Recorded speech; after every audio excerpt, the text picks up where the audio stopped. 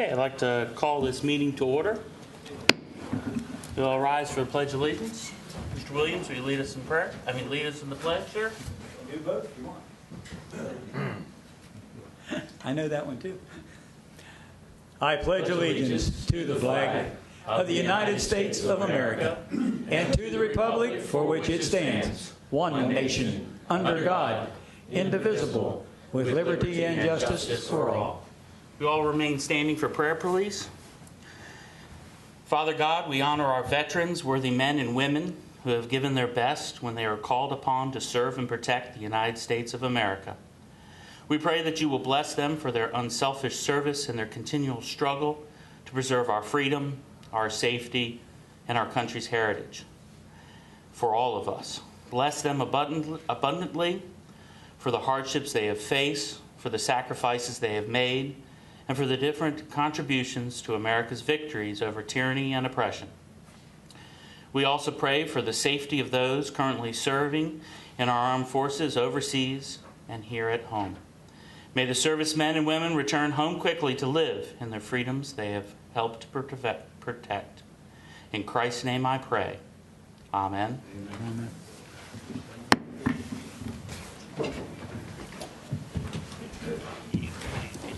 Welcome to the public business meeting for November 13th, 2014 for the Allegany County Commissioners. Right now we have if you would put your attention to the screen, we have a memorial video that we'd like to play.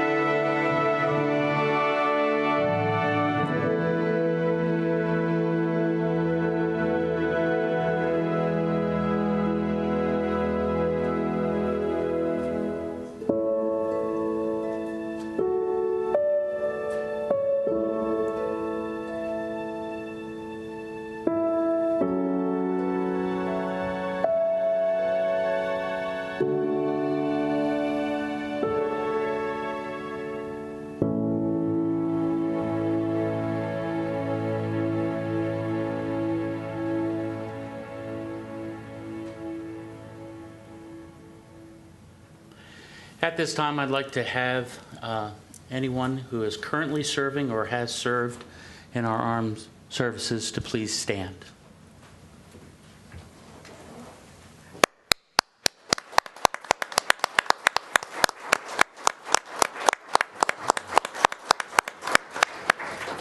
Thank you. Mike, if I could, I'd like to update people. Quite proud to say that I've been working with a group of veterans from the Iraq and Afghanistan war. That group of veterans right now is seeing 22 suicides per day here in their own home country. They've actually had more deaths due to suicide than what they had on the battlefields. So Allegany County, the first week of October in 2015, is going to be home to a 2-day event. We hope to make this an annual event to honor all veterans, and hopefully the first event will be able to connect these young veterans with maybe some of the Vietnam veterans, some of other veterans in the area, also with some of the religious leaders in the area. Sheriff's departments offered to help, state police offered to provide people. We just want to make it a real good weekend, showing those veterans that people do still care about them. Thank you. Okay. Thank you, Bill. Appreciate your good work on that. I'd like to entertain minutes to, are there any additions or deletions to our agenda? No, sir. I'd like to approve the minutes of our October 23rd, 2014 public business meeting. Is there a motion? So move. I will second it. All in favor signify by saying aye. Aye. Motion carries. Okay, under the report of the President, I wanted to give an update about the Potomac Highland Airport Authority. On Monday, November the 10th, the headline in the paper said, officials hope to get the autocross back on track at airport in 2015. Bill, this has been an issue that, to be perfectly honest, has been a black eye for our community, that we've not been able to get along with our friends over in West Virginia, with our friends who are so-called pilots and those who are members of the autocross. And it made me think about that's not a good thing to go out on. And I think something needs to happen. And so, as you well know, Bill, we've been looking for someone that we needed to appoint to the Potomac Highland Authority. And I called Commissioner Brody before he left. Commissioner Brody is in Florida on vacation. And before he left, I made a phone call to him and asked what his thoughts were about the autocross event, the airport. And he said to me that he would be interested in getting back on that board. And that I said, well, for anybody who gets back on the board, I have two criterias that would win support of me. One of which would be that the board needed to follow the West Virginia open meetings laws until a judge was to determine what was going to happen with that. That's a 20-year-old issue that's been going on. However, to get the members of West Virginia back to that board, that was the one stumbling block that was holding them up. And so whoever would be appointed to it needed to agree to that. They're very similar, the open meetings laws. There's only little things that change, and it really doesn't matter at the end of the day as long as everybody knows what rules they're following.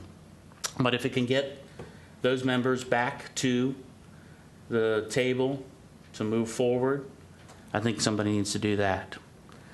Second of all, I would be looking for somebody who was going to submit the application for the autocross event to the FAA to understand if it could be approved or not. And to my not necessarily surprise, but to my pleasure, Creed said that he was willing to do those two things if he went back on the board. From the news article, and I knew from our calendar you had a meeting with West Virginia board members. Can you tell me or tell us what you found out there? Well, before I knew about your conversation with Creed, I made an appointment to meet with Commissioner Lecklatter, who is the Mineral County representative, one of the Mineral County representatives on that board. And like Mike, I think it's absolutely terrible that board is split apart. They cannot conduct any legal business as it is. I've got a real concern. I know they put out an RFP probably 2 months ago, and I would imagine those bids are back in a sealed envelope sitting there unopened. And by the time they open them and start looking at them, those bids may not even be good anymore. because that board's not able to do any business. So I think it's imperative we get that board back together. Commissioner Lecklatter and I sat and talked for quite a while. It was imperative that they absolutely have to abide by West Virginia law. He said it puts him in a real tight situation. There's enough difference in the West Virginia law and the Maryland law that the Attorney General of West Virginia said he was placing himself in jeopardy of actually operating against West Virginia law. And as an elected official, that's why he was pulled away from that board. So I told him that, having talked to Mike numerous times about this, the Maryland commissioners have absolutely no problem with them abiding by West Virginia law. As long as they're following Open Meetings Act, I don't care whose they are. Then once Mike had mentioned to me about Creed wanting to rejoin that board, I spoke on that topic to Commissioner Lecklatter, asked him if there was any problem, and he said that as long as Creed was willing to make a motion himself that they abide by West Virginia law, and he was willing to send a letter requesting that the FAA look at motocross, then he was favorable to it. He did mention, though, that if that motion was not made and passed to follow West Virginia law, he and the other West Virginia members would get up and leave the meeting again. So we need to make absolutely sure that does not happen. We need to get that motion made. We need to get that motion passed. Plus then last night and again this morning, I spoke with Commissioner Wisner. He's a Mineral County Commissioner. He's not on the airport board, but he's a longtime friend. He's a racing enthusiast. He and I used to trade paint on the dirt tracks, not with sport cars, not with autocross cars, but we raced together for many years, and he expressed his desire to get everything going again and made it clear that he was fine with if Creed was put back on the board. In fact, he said he always admired the work that Creed had done up until the big dust up, but he made it very imperative that it was extremely important to Mineral County that both those things had to happen, the Open Meetings Act and the letter was sent back. I told him that, yeah, I trusted Creed's word. If that's what Creed said he would do, I would pass that word back to Mike, which I did communicate with Mike on that. And people wondering why it was so late getting on the agenda. We didn't want to put anything on the agenda with this until we knew that the West Virginia side said they were willing to come back to the table. Because without that, there'd be no need for us to make an appointment to a board that's basically non-existent right now. So my final communication with Commissioner Wisner was at about 10:30, 11 o'clock today.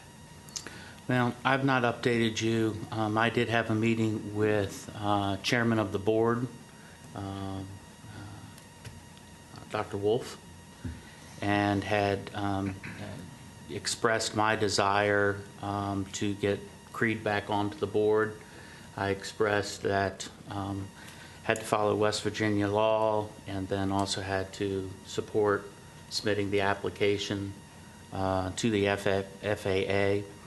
I asked what his opinion was on that, and he said he welcomed that, and he felt that his board members were going to welcome that as well, if that was to happen. And taking that into consideration, what we have known, and Commissioner Brody, I have been in contact with him to explain to him, for lack of better words, what needs to happen at that meeting in December to make sure that the West Virginia part of the airport authority comes back to participate in the meetings. Maryland members are there to work together for the betterment of the whole community, and that they do need to support submitting the FAA for the 2015 racing season. So it's an old Aesop story about putting Humpty Dumpty all back together again.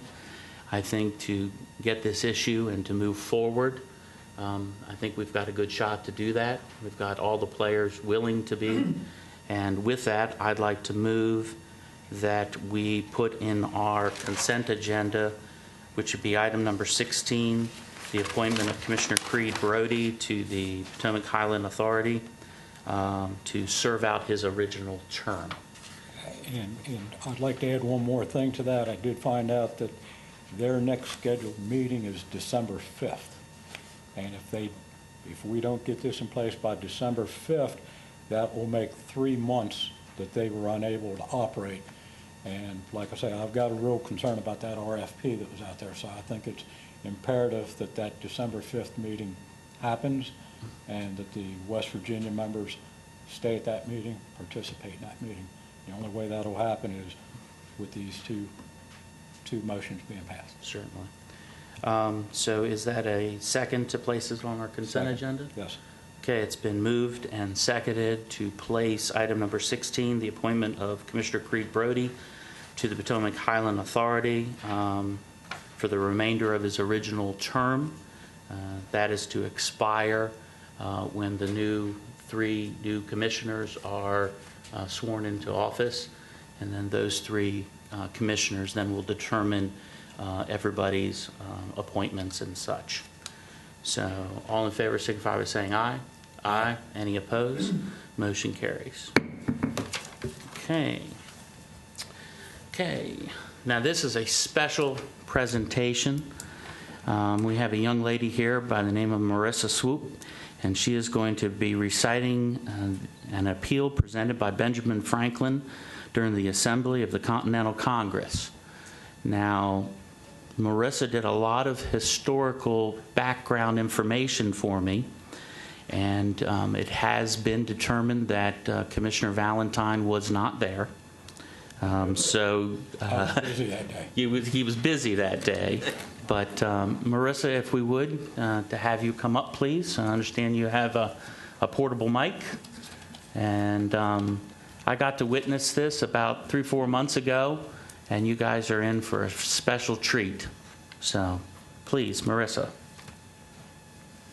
The Constitutional Convention of 1787 was cloaked with secrecy as the Founding Fathers debated the issues which separated them in the foundation of a newly developing republic and drafting of the Constitution of the United States of America. Tempers flared and interests clashed their respective goals. It was within this quagmire of divisiveness that the elder statesman Benjamin Franklin offered his famous appeal for harmony and conciliation, an appeal for God's intervention. Here are his words from that memorable occasion. Mr. President, the small progress we have made after 4 or 5 weeks' close attendance, with continual reasonings with each other, producing as many noes as ayes, is, methinks, a melancholy proof of the imperfection of the human understanding. We indeed seem to feel our own want of political wisdom. We have gone back to ancient history for models of government and examined the different forms of those republics which, having been formed with the seeds of their own dissolution, now no longer exist. And we have viewed modern states all around Europe that find none of their constitutions suitable to our circumstances. In this situation of this assembly, groping, as it were, in the dark, to find political truth, and scarce able to distinguish it, how has it happened, sir, that we have not hitherto once thought of humbly applying to the Father of lights to illuminate our understandings? In the beginning of the contest with Great Britain, when we were sensible of danger, we had daily prayer in this room for the divine protection. Our prayers, sir, were heard, and they were graciously answered. All of us who were engaged in the struggle must have observed frequent instances of a superintending providence in our favor. To that kind providence, we owe this happy opportunity of consulting in peace on the means of establishing our future national felicity. And have we now forgotten that powerful friend? Or do we imagine that we no longer need his assistance? I have lived, sir, a long time. And the longer I live, the more convincing proofs I see of this truth, that God governs in the affairs of men. And if a sparrow cannot fall to the ground without his notice, is it probable that an empire can rise without his aid? We have been assured, sir, in the sacred writings, that except the Lord build the house, they labor in vain that build it. I firmly believe this. And I also believe that without his concurring aid, we shall succeed in this political building no better than the builders of Babel. We shall be divided by our little, partial local interests. Our projects shall be confounded, and we ourselves shall become a reproach and a byword down to future generations. And what is worse, mankind may hereafter this unfortunate event despair of establishing government by human wisdom and leave it to chance. I therefore beg leave to move that henceforth prayers, imploring the assistance of heaven and its blessings upon our deliberations, be held in this assembly every morning before we proceed to business, and that one or more of the clergy of this city be requested to officiate in that service.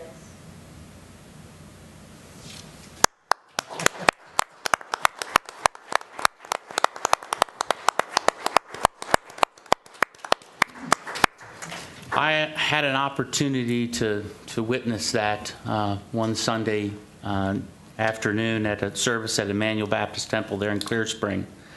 And young lady, you are very talented and gifted, and you're an inspiration. And if you are just a small portion of what our future is for our youth, we are definitely proud, and we know that it's going to be a bright future for us here in the United States. And I thank you again for that. Did a wonderful job. Let's give her another round of applause, please.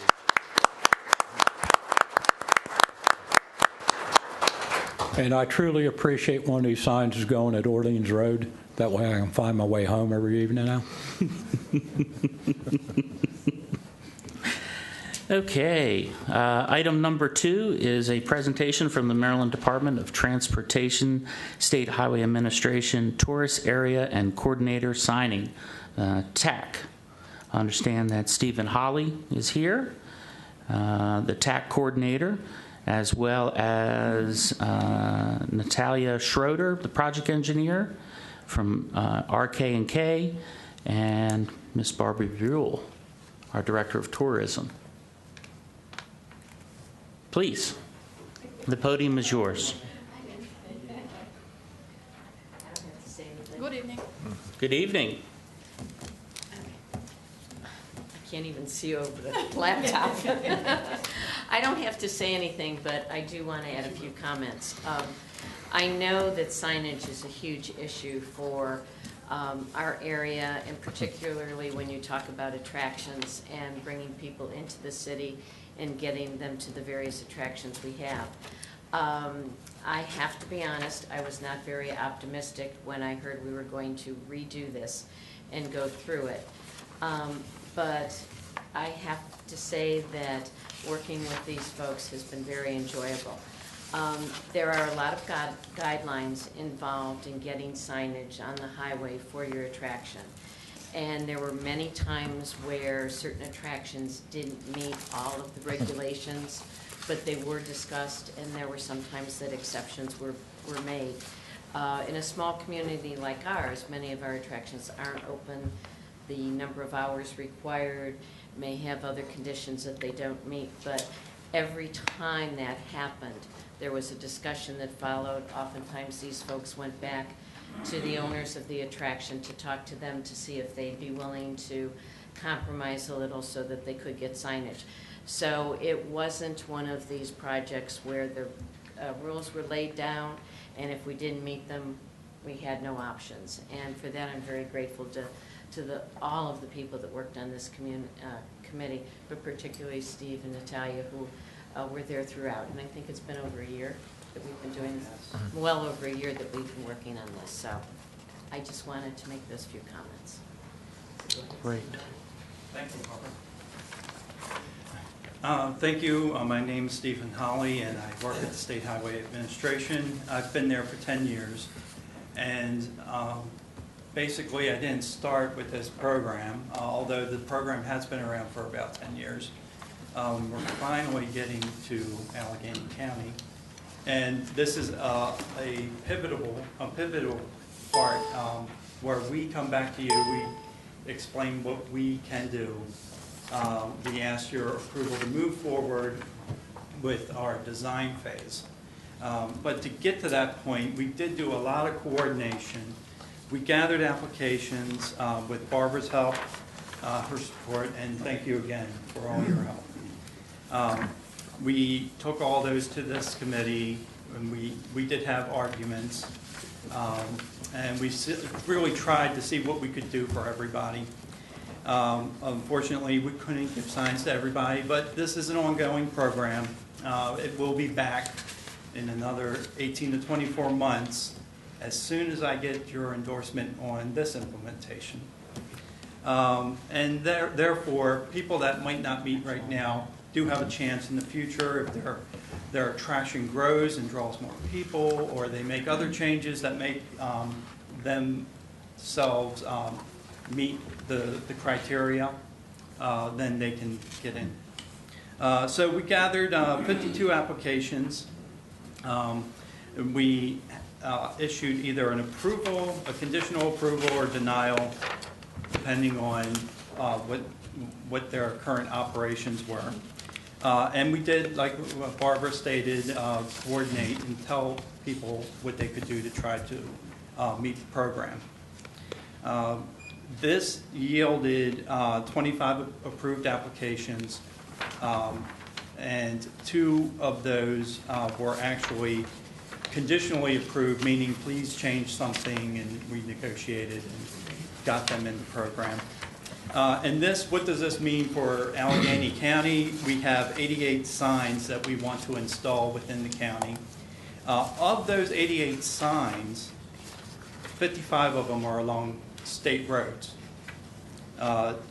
27 of those are on local jurisdictions that will support SHA in the event of a sign being damaged. That means that the State Highway Administration would fabricate a new sign if one is missing or damaged, provide it to the local jurisdiction, and they have agreed to put that up with their forces.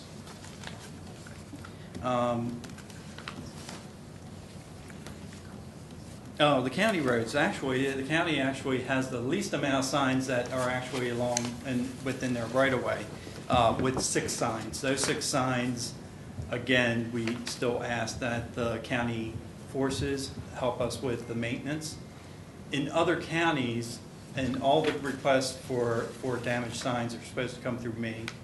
So I can safely say that, normally the signs that are getting damaged are along the high-speed roadways, and therefore are, the state's responsibility to re-erect. I want to move into this, the details of the mapping, and just go through it real quickly so you understand what's going on. The overall map, obviously, it looks like just a lot of signs. It's not really intelligible. Let's zoom in, starting from the west. Along I-68, we're going to work east, and basically the first signs include historic Frostburg, the Gap Trail, Dan's Mountain State Park, and this is basically going to be signed along I-68 in both directions. Moving further east, we come to this Frostburg detail. We'll get into that. That's another slide.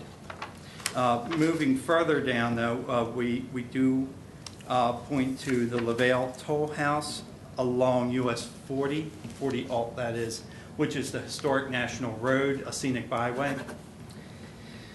And moving on even further, we have signs that are going to be pointing to historic downtown Cumberland. We'll get into that in more detail too.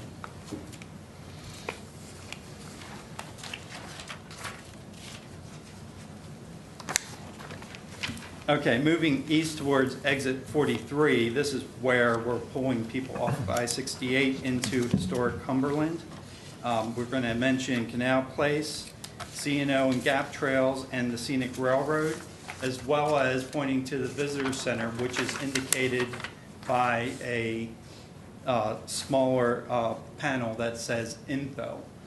This is a federal accepted symbol, new symbol. It replaces the question mark, which, by the way, we would get questions about. So an improvement that just has come down the pike. Moving further, we're going to be pointing from exit 62 to the Bill Meyer Wildlife Management Area. And basically that's it for 68 at this point. And I want to move down into Maryland 51, which is designated as another scenic byway, the C&O Canal Byway. We're pointing to several locations along there. The C&O Canal sites at Spring Gap, Old Town, as well as Paw Paw Tunnel are all being signed. Moving on.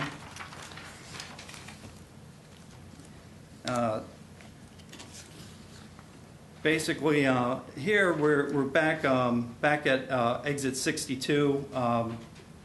We have Greenridge State Forest with the scenic overlook panel being updated, and that's basically, so not really a new sign, but upgraded sign.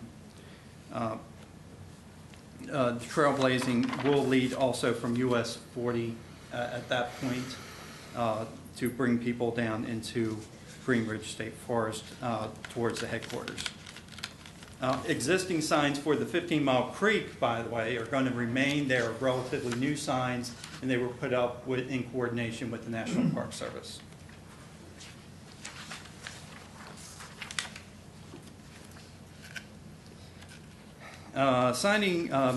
Moving further into these individual detail maps, these are all pointing to sites that maybe did not get signing along I-68 but are still deserving of signs to get people to their destination. We basically, sometimes an attraction will meet lesser generator numbers, meaning that along the local roads we can give them something. In this case, the things that fell into that category were the Tri-State Zoological Park. The fairgrounds, actually, with a big draw, is still trailblazed here, but that wasn't the intent with that. And the LaVale Toll House, which is a historic site, is also being signed. Getting into the downtown areas, and especially Frostburg here, we are, the ramp signs pull you off of I-68 and get you in the right direction coming into Frostburg. We basically are putting in signs for parking, the trails, the historic Braddock Stone, and Maplehurst Country Club.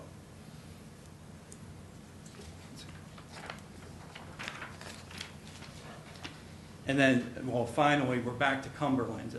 Cumberland had a lot of existing signs that were identified, and the State Highway Administration, with their approval, has decided to pull out a lot of those existing signs. which, by the way, 3 different types of signing were installed previously in Cumberland with different looks that we are basically going to take them all out and give a whole new system that is consistent among themselves, pointing to places that basically for a downtown area is the way we have to go. So basically in the congested area, we focus on parking a lot, but we do also point to other places such as the Canal Place, the Visitor Center, the trailheads that are right there. And then additionally, we're going to point to Fort Cumberland and George Washington headquarters, as well as the National Road 0 mile marker.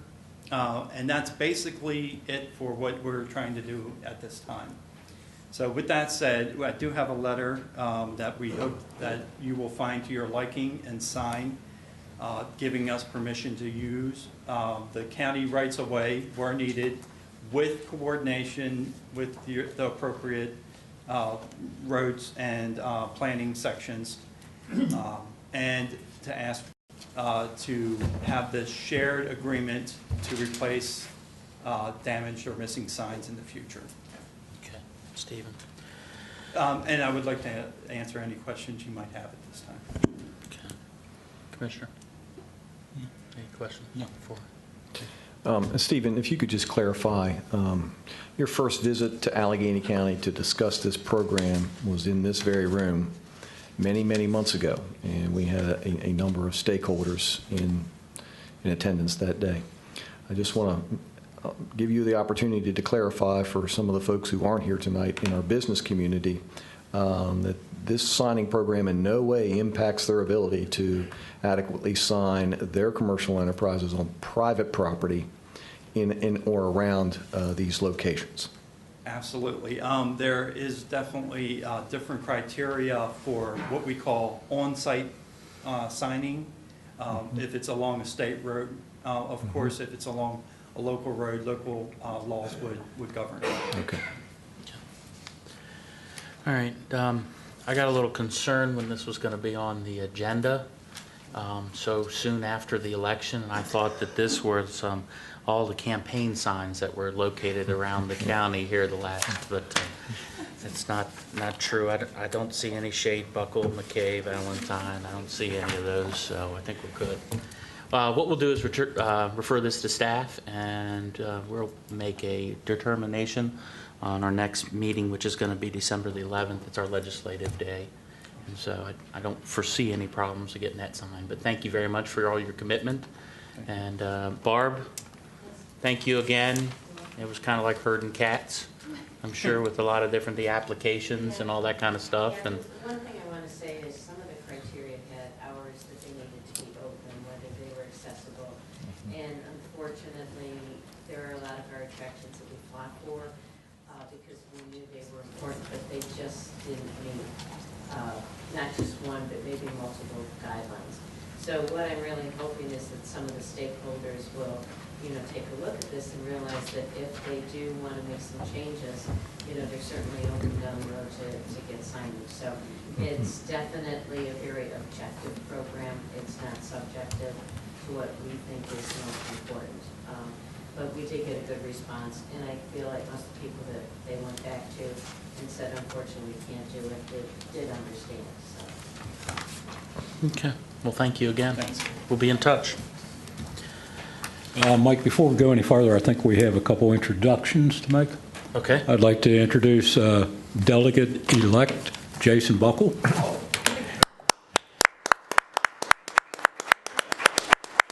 And Commissioner-elect Mr. Jake Shade. And despite the rumors that Mike has started, Jake is not my great-grandson. That's not true. Grandson. Okay, well, you threw me off there, Commissioner. You threw me off. Okay, item number 3, the Cumberland Valley Optimist Club Youth Appreciation Day. Miss Ann Twigg, the club vice president, and Elena Mancy, the Youth Appreciation Day Chair. Please, ladies. What exactly is Youth Appreciation Day? Hi. You're more than welcome to put that Put that lid down. That lid down. Oh, screen. The screen. Hi. Thank you. My name is Elena Manasseh, and this is Ann Twigg. She's our vice president of the Cumberland Optimist Club, and also Judy Lazarus-Haig, and she's a longtime member. The Optimist Club is a volunteer organization mainly geared to helping kids in any way that we can. But the Youth Appreciation Dinner is held to show students that all of their hard work and their efforts really do make a difference in the lives of others. So we held the event last night at the Ramada. There are 2 students from each of the participating schools, a male and a female, and they're chosen by their school, usually by the principal or student advisor or a combination. And the student advisor or principal, a representative of each school, presents these 2 students and all of their, the reason why they were chosen. It is an absolutely amazing evening to attend because these students that were chosen, and I also attended last year, I'm a fairly new member of the Optimist Club. They are wonderful students. Academically, they participate in many of the activities of their school, band and chorus and a lot of the sports and yearbook. But what is really most amazing about these students is that they all give many, many hours volunteering in the community, in nursing homes, in their churches, all of them in all different ways. It is really a delight to sit there and see what these students do. And I think you said it so well, Mr. McKay, Commissioner McKay, about that you really are hopeful about the future when you see what these students are doing. These are just beginning their senior year, and so they have many more years to be doing this, and it really does give you hope for the future. So we thank you for giving us this citation today for Youth Appreciation Day for the Cumberland Valley Optimist Club. Thank you very much. Wonderful, wonderful. Ladies, if you would join me. Ms. Haig, will you please?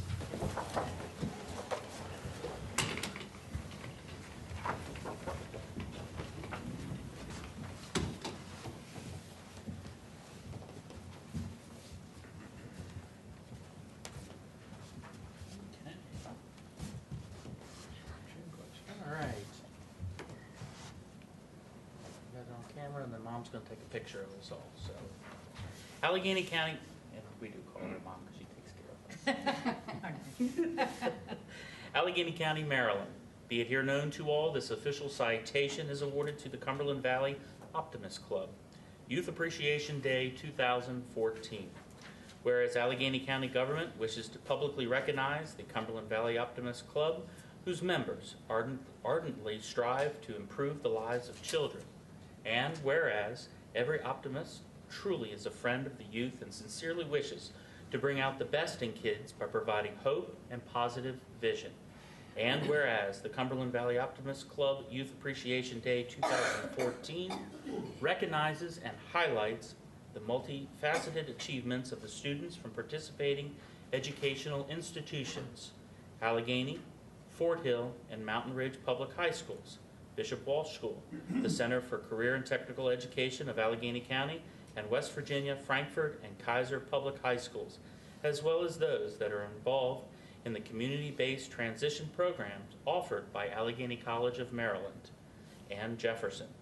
Now, therefore, we, as the County Commissioners of Allegany County, wish to offer our congratulations and extend our appreciation to the members of the Cumberland Valley Optimist Club for their commemorable support of and important work with local youth.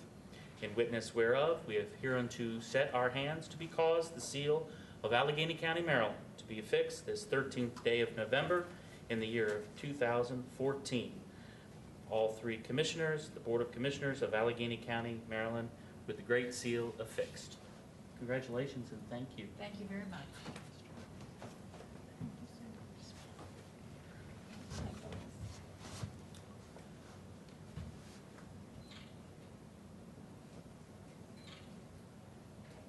Let's give them a hearty hand. And I would just like to say that Calvert Christian Academy and the Lighthouse Christian Academy was also invited. We're not able to participate this year, but they did say that next year they definitely will. And they have in the past, too. Yes, Okay. they just weren't able to this year. Wonderful. So we hope for a bigger event next year. Wonderful. Thank you Thank very you much. again. I will leave these brochures so you can read about our organization. Thank you. Thank you. Thank you very much. Okay, Mr. Dorsey. Today is a public hearing. It is item number 4, public hearing for Code Home Rule Bill 2-14, the solar energy systems. Mr. Dorsey, our planning coordinator, is here to explain. About solar farms. Yes, sir. Solar energy this time. Yes, sir, solar. Okay, as you're aware, the Planning and Zoning Commission held a public hearing on September 3rd to install these regulations regulating the location and arrangement of solar energy systems. And there were also 2 definitions added to an amended code section of definitions. And on October 1st, the Planning and Zoning Commission held a hearing and voted to recommend to the county commissioners that you adopt this section of code. Now, I'll give you a brief description of the code. I know you got a busy schedule today, so I'll try to keep this brief, but I still have to, let everybody know what this includes. There are general requirements for all of these solar panel installations, where all solar panels will utilize glare mitigating technology, and any that are determined to be a source of irritation, noise, vibration, glare, fumes, that the developer would be required to mitigate problems like that. There's one other kind of system known as a thermal system, which would be allowed by special exception in the industrial district only. But generally, these photovoltaic panels are regulated 2 ways. One as accessory systems for residences or non-residential buildings such as churches, industrial buildings, commercial buildings. And when they are attached to a building, they're essentially exempt from the permitting process in all those categories. If they are ground mounted, they're treated basically like an accessory use, like a shed. And there is a height restriction of 20 feet for freestanding accessory panels. The ones that are grouped together not to augment your power that you get from the wired electrical system. There are others that are called solar farms that we are calling here solar energy systems as a primary use, that are intended to generate electricity to feed into the grid. These things are allowed as a permitted use in the agricultural and conservation zones where they are EPA brownfield designated or documented by the Maryland Bureau of Mines to be reclaimed or abandoned surface mines. We're trying to incentivize reuse of those properties. Otherwise, they are allowed in the agricultural and the conservation zoning district as a special exception requiring Board of Zoning Appeals approval. There are some separate development standards for the solar farms, screening from rights of way, secure fencing, underground interconnections and power lines, special setbacks and height requirements, and decommissioning and reclamation requirements. And again, there were 2 definitions added to this, to be added to code. One being the definition of a solar energy system as a panel or other solar energy device, the primary purpose of which is to provide for collection, inversion, and distribution of solar energy. And a separate definition for the solar energy system as a primary use, which is a generation facility used primarily to convert solar energy into electricity. That's it. Dave, just clarification, I think. Maybe I've misheard. They're also permitted as a special exception in industrial zones. I know you said conservation and Yes. agricultural, but industrial Yeah. zones by special Yeah. exception as well. Thank you. This being a hearing, has anyone signed up, Miss Linda, to speak tonight? No, we have not. Anybody like to comment this evening? Okay, well, we will take action on this on December the 11th, which is our next legislative day. And thank you, sir. Thank you. Appreciate it. Didn't bring up wind farms. So, okay, moving right into our action agenda there, Bill. Item number 5 is the Board of Education, Allegheny County Capital Improvement Program, fiscal year 2016. Mr. Kale. Good evening. Good evening, sir. What we're asking for tonight is to approve the Board of Education's FY 2016 Capital Improvement Program. And the timing of this, what happens is the board has to send this letter into the state well ahead of the fiscal year. Fiscal year 16 will start July next year, July 15. So it needs to be sent well ahead of time to get approval. What it consists of is they are asking $11,936,000 for Allegheny High School from the state, and $1,237,000 for Braddock Middle roof replacement. And what that means from the county standpoint, in the past, the county has agreed to borrow $9.2 million. I think that Jason's working on that now. We're going to borrow $9.2 million for Allegheny High School. And we've also committed $500,000 of program open space towards the high school project. In addition, our local share of that $1.237 million Braddock Middle roof replacement, our share of that is $224,000, and that money should be able to come out of the gaming funds. Jason. Good. So, any And questions? in addition to that, Allegheny County is making what I think is a great offer to help the Board of Education with their athletic fields. Paul, would you like to go over what that was entitled? Yeah, the details, I guess it's well known that the project now is projected to be short. Whether that becomes a reality, how short, or whether we're short at all, we won't know until we get the bids. It's a 3-year phase project. The first phase of the project will be bid in April, and we'll know more about where we're headed then. But the athletic fields right now are out of the picture, and what we propose to do is we'll try to work with the Board of Education staff, and that we think maybe between our Roads Department and Maintenance Division, we could work with the Board of Education's Maintenance Division, and we may be able to reduce the cost of those athletic fields and hope to get some of them built. So more details, I guess, as we move forward. Awesome. Okay. Mr. Davis, get out your jersey. You're getting back onto the field, buddy. Get back on the field. Okay, I'd like to move that we accept the Board of Education's fiscal year 2016 capital improvement program. Is there a second? Second. It's been moved by Commissioner McKay, seconded by Commissioner Valentine. All in favor signify by saying aye. Aye. Aye. Any opposed? Motion carries. Okay, Jason. Item number 6. Best I could do. Thanks to Paul for the lead-in. This is the authorization for the $9.2 million borrowing for Allegheny High School. As you know, we did Bond Bill 11-12 back in January of 2013 that initially authorized this borrowing.